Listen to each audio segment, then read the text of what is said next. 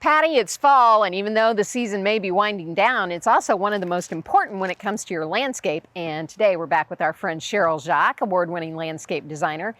And you know, we always talk about how important it is to get your bulbs in at this time of year, right? It's perfect time to plant and think about spring. And you can fertilize while you plant these, right? Right. So yeah, I like to direct people to look at the package directions in terms of the height and how you plant them. You always do the pointy side up.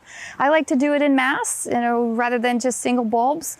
And bone meal is a perfect additive to make sure it extends the life of growth, particularly tulips, because they tend to atrophy over time. Yes. Not so much hyacinths, but right. Yes. And don't forget your daffodils, because deer do not like daffodils. Daffodils are foolproof, and they come in every conceivable shape and size. Little ones, big ones, they're my favorite. They are. Now, this is also a good time for some other protection too. And this that you have in your hand is important. Talk about that for me. So this is perfect for anything that's in the ericaceous family, which means acid-loving in Latin. Okay. So that would mean your boxwoods, your hollies, or any evergreens. You just apply this, and it puts a little bit of a winter coat on them so they don't burn in the winter, and it keeps them from drying up because they lose a lot of moisture. Because that's so disappointing when spring comes along and you realize that something died off over the winter, and this can help with that. Yes, particularly your hollies. They have a real problem with winter burn. Okay, and what else do we have here?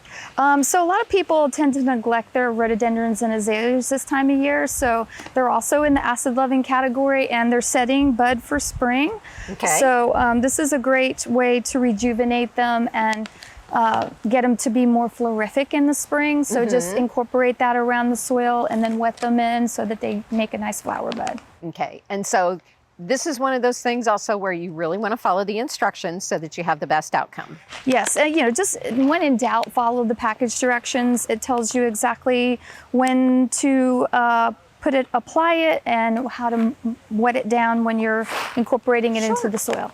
Because if you invested in those plants, you want to see them at their best when Yes. flower time comes along, for Well, sure. a lot of people don't think we can grow rhododendrons here, but that's a misnomer. You can if you give them proper love and attention that they deserve, particularly right now. There's a lot of great things we can do in the garden if we give it the proper love and attention. Finally, we're going to talk a little bit about decorative grasses. What should people know about those sorts of, you know, those beautiful plumy things? So there's a lot of controversy about whether to cut them down now or in the spring. A lot of their winter interest and fall interest is now. So I like to keep them up and cut them down in the spring. And it protects the base of the plant during the winter to have that thatch there.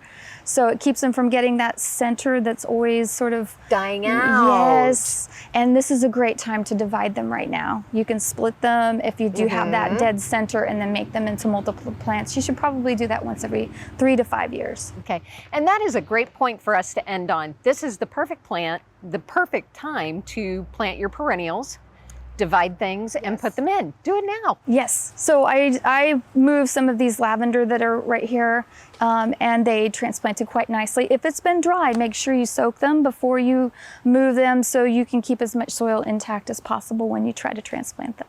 So in reality, there is so much to do right now in the fall. I'm Shannon Cagle, the Weekend Gardener for Great Day TV.